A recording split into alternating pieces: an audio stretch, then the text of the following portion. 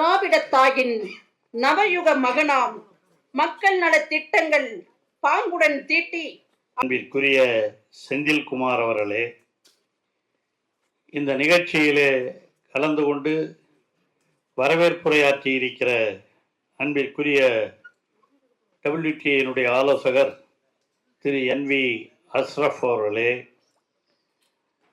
அதே போல இந்த நிகழ்ச்சியை மிகவும் சிறப்பாக ஏற்பாடு செய்து நடத்தி கொண்டிருக்கிற WTA CEO ஜோஸ் லூயிஸ் அவர்களே, அனைத்திற்கும் மேலாக இங்கே இந்த நிகழ்ச்சியை ஏற்பாடு செய்து நடத்தி கொண்டிருக்கிற அன்பிற்குரிய PS ஈசா அவர்களே, அன்பிற்குரிய ராகேஷ் குமார் அவர்களே, ஸ்ரீனிவாஸ் ரெட்டி அவர்களே, இந்த நிகழ்ச்சியிலே கலந்து கொண்டிருக்கிற நன்றி உரை ஆற்றவிருக்கிற ஈஸ்வரன் அவர்களே, PCCF உதயன் அவர்களே, மீதா பானர்ஜி அவர்களே, நாகநாதன் அவர்களே, ஆசிஸ் ஸ்ரீ வத்சவா அவர்களே, நிகழ்ச்சியிலே கலந்து கொண்டிருக்கிற வனத்துறை அலுவலர்களே, இங்கே குழுமி இருக்கிற இதை பாதுகாக்க வேண்டும் என்ற ஆர்வத்தோடு குழுமி இருக்கிற பொதுமக்களே,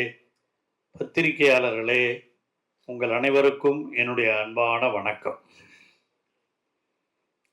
உண்மையிலேயே இந்த யானை திருவிழா, நான் இந்த யானை திருவிழாவிலே கலந்து கொள்ள வேண்டும் என்று இங்கே இவர்களெல்லாம் அழைத்த பொழுது வாலண்டரி அசோசியேஷன்ஸ், கவர்மெண்ட் சார்பாக கூட கிடையாது, இது அரசு நிகழ்ச்சியாகவும் வாலண்டரி அசோசியேஷன்ஸ் அவங்களும் சேர்ந்து நடத்தி கொண்டிருக்கிற ஒரு விழா நிகழ்ச்சி.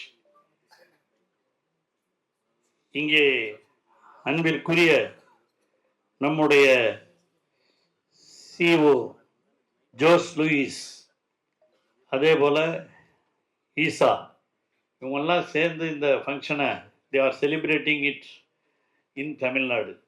Really, I thank you for conducting this function in Tamil Nadu, because Tamil Nadu is known for elephants.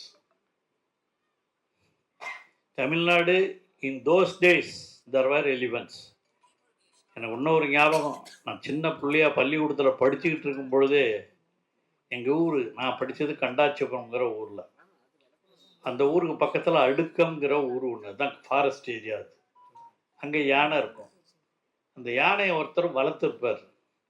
அவங்க என்ன பண்ணுவாங்க, அப்போ இந்த வயசானவங்களாம் தெரியும், கிராமத்தில் அந்த யானையை கொண்டாந்து கிராமத்தை சுற்றி வருவாங்க.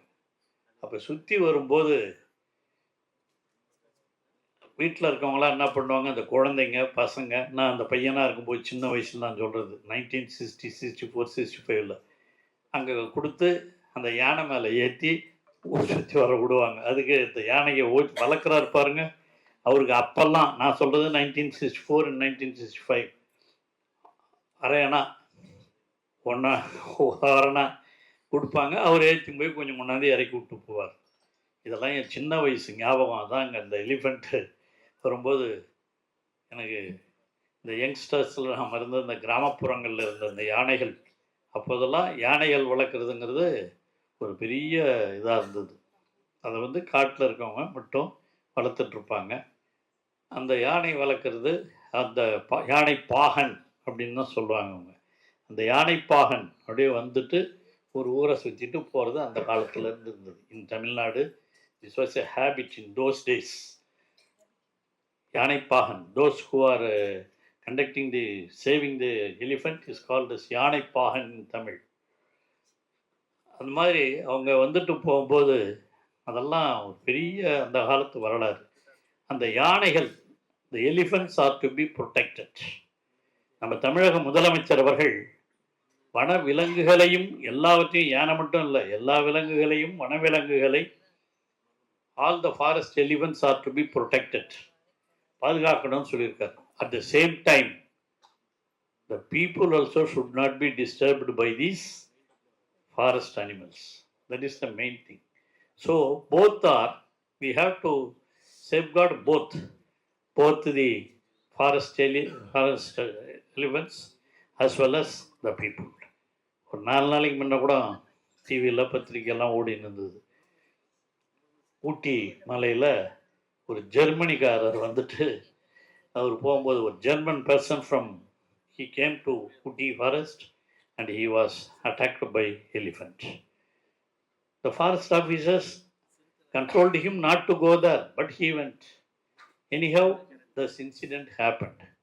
Particularly in our state, in Uti area and Coimbatore area, there are so many elephants. He is from Kerala also. Though he is in Delhi, he is actually came from Kerala. He has told me when he was sitting nearby. So he also, in more than in Tamil Nadu, it is in Kerala there are elephants and forest animals are there in Kerala. It is a forest area fully. You might have heard of Wayanad also. So in Tamil Nadu, we have to protect all the elephants, not only elephants, all the forest animals. வன விலங்குகளை பாதுகாக்க வேண்டியது நம்முடைய கடமை. அதே நேரத்தில் வன விலங்குகளால் விவசாயிகளுக்கோ அந்த பகுதி மக்களுக்கோ கிராமப்புற மக்களுக்கோ எந்த விதமான ஆபத்தும் ஏற்பட்டுவிடக்கூடாது. இதுதான் நம்முடைய தமிழக முதலமைச்சருடைய முதன்மையான நோக்கம். அதுக்கு என்ன செய்யணும்? ஆல் த ஃபாரஸ்ட் ஆஃபீஸர்ஸ், இங்கே பணியாற்றுகிற நீங்களெல்லாம் அதிலே முழுமையாக கவனம் செலுத்தி வனவிலங்குகள் வனத்தை விட்டு வெளியே வராமல், அதுங்க வர்றதில்லைன்னா கூட இப்போ என்ன பண்ணுறாங்க, ரொம்ப பேர் வனத்துக்கே போயிடுறாங்க. அவங்க அதெல்லாம் என்கரேஜ் பண்ணுறதுனால வனத்தை ஃபாரஸ்ட் ஏரியாவை அங்கே அவங்களால அதை கட்டுப்படுத்த முடியல. அதனால் அவங்களும் அதை என்கரேஜ் பண்ணாமல் இருக்கிறதுக்கும் அதுக்கு முதலாக நீங்களே அதுக்கு எல்லாத்தையும் பாதுகாப்பையும் கொடுக்கணும். இந்த forest officers, it is my request. அதனால் வந்திருக்கிற எல்லாம் ஒன்றா சேர்ந்து இதில் பணியாற்றினா தான் நாம் யானைகளுக்கும் ஆபத்து வராமல், யானைகளினால் மனிதர்களுக்கும் ஆபத்து வராமல் பாதுகாக்க முடியும். அதை சொல்கிறது தான் இந்த நிகழ்ச்சியினுடைய முக்கியமாக இருக்கும் என்று நான் கருதுகிறேன். அதில் முக்கியமாக இந்த யானை தந்தம் இருக்கு பாருங்க. இந்த யானை தந்தம் ரொம்ப வெரி காஸ்ட்லி. அந்த யானை தந்தத்தை அடிக்கணும்னே ரொம்ப பேர் போய் ஹண்டிங் வேட்டையாடுறது, யானை தந்தத்தை எடுத்துறது. அதை கூட நாம் இப்போ 4-5 இதாக பிடிச்சி வச்சுருக்கோம். இந்த செக்ரட்டரி எல்லாம் சேர்ந்து இந்த ஃபாரஸ்ட் டிபார்ட்மெண்ட்டில் யானை தந்தம் தெரியாமல் போய் ஃபாரஸ்ட்டில் போய் வேட்டையாடி அதை கொண்டாந்து வச்சுருக்கவங்களாம் நாம் அதை பிடிச்சி வச்சுருக்கோம். இதெல்லாம் நடந்துக்கிட்டு இருக்கு. ஆக நாம் இந்த யானைகளை பாதுகாக்க வேண்டியது நம்முடைய மிக முக்கியமான கடமை. இந்த யானைகளை கட்டுப்படுத்தி காட்டுக்குள்ளே அனுப்பணும், ஃபாரஸ்ட்டுக்குள்ளே அனுப்பணும். அதுக்கு தான் கும்கி, இந்த யானைக்கு நம்ம ப்ராக்டிஸ் கொடுக்குறோம். தமிழ்நாட்டை பொறுத்த வரையில் குறிப்பாக இந்த யானை பாதுகாப்புக்கென்று நாம் 5 யானைகள் காப்பகங்கள் உள்ளன தமிழ்நாட்டில்.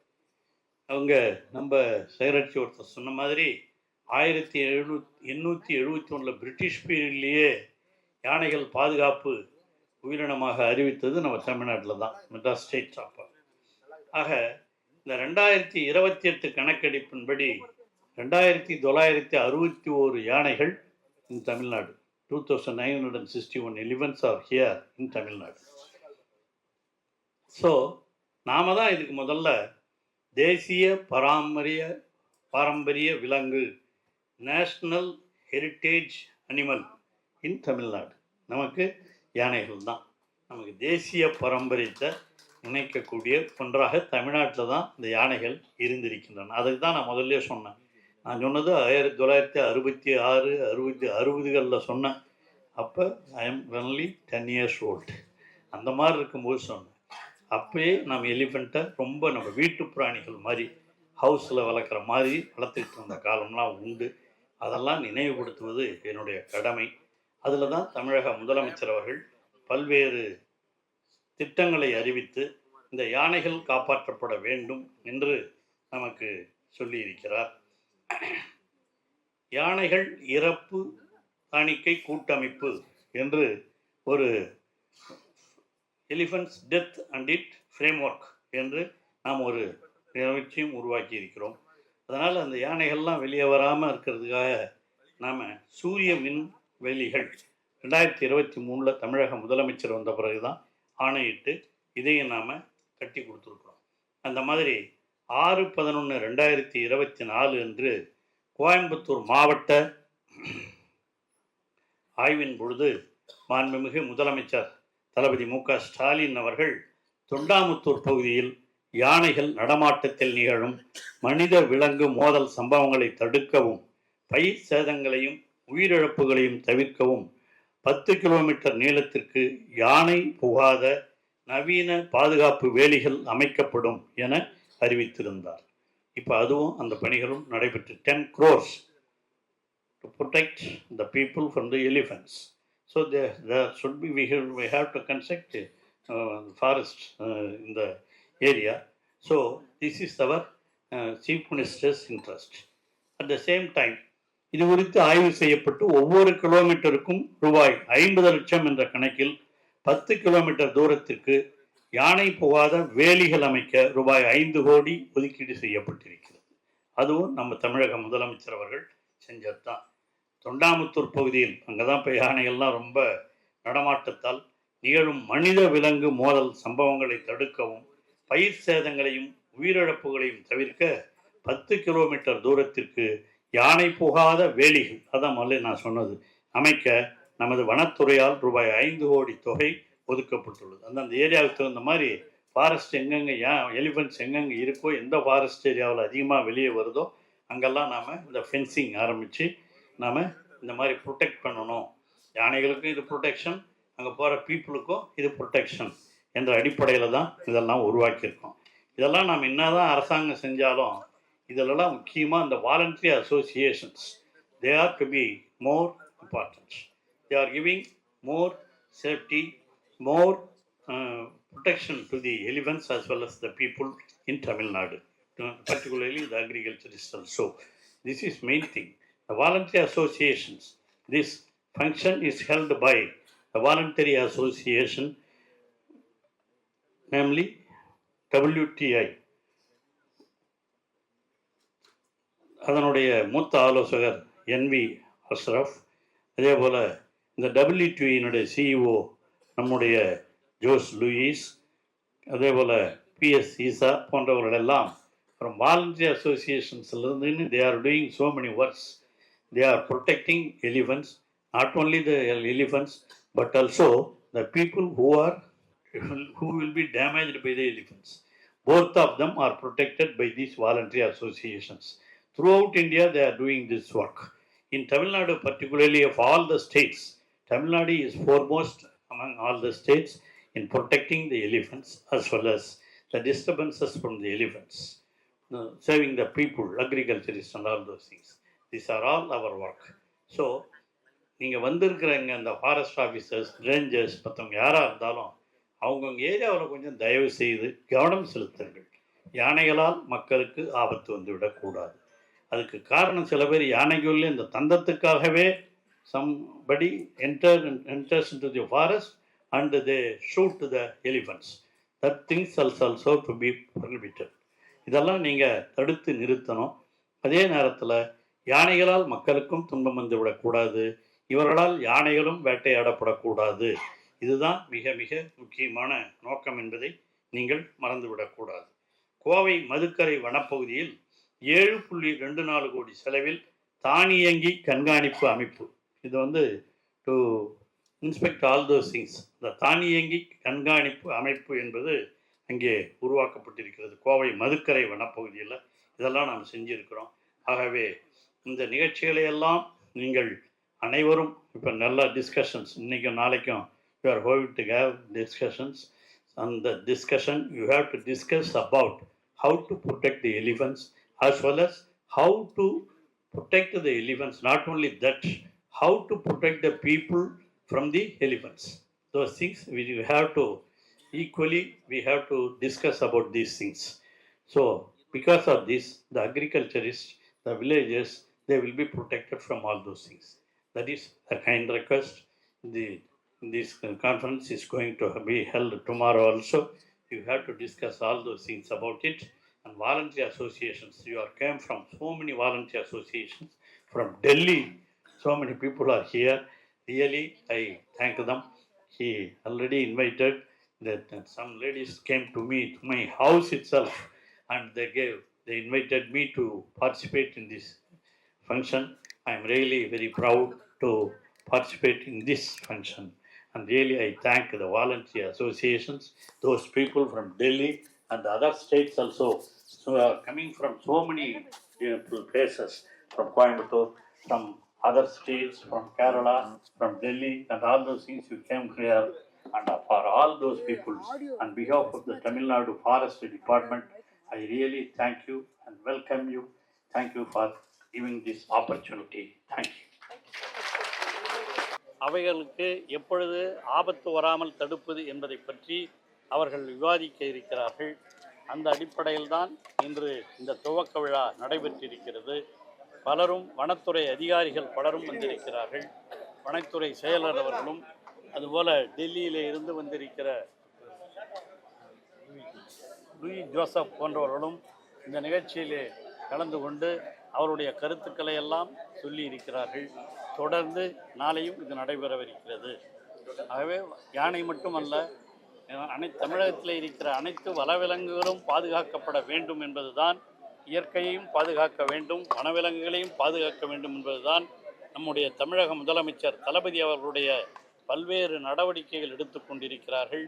அவைகளிலிருந்து இந்த காட்டுப்பகுதிகளிலே இருந்து அவைகள் வெளிவராமலும் மக்கள் உள்ளே செல்லாமலும் இருப்பதற்காக மின் வேலிகளை எல்லாம் கூட அமைத்து அவைகளெல்லாம் சிறப்பாக செயல்படுவதற்கு ஏற்பாடுகளை தமிழக முதலமைச்சர் அவர்கள் இந்த 2022 பல்வேறு திட்டங்களை உருவாக்கி செய்திருக்கிறார்கள்.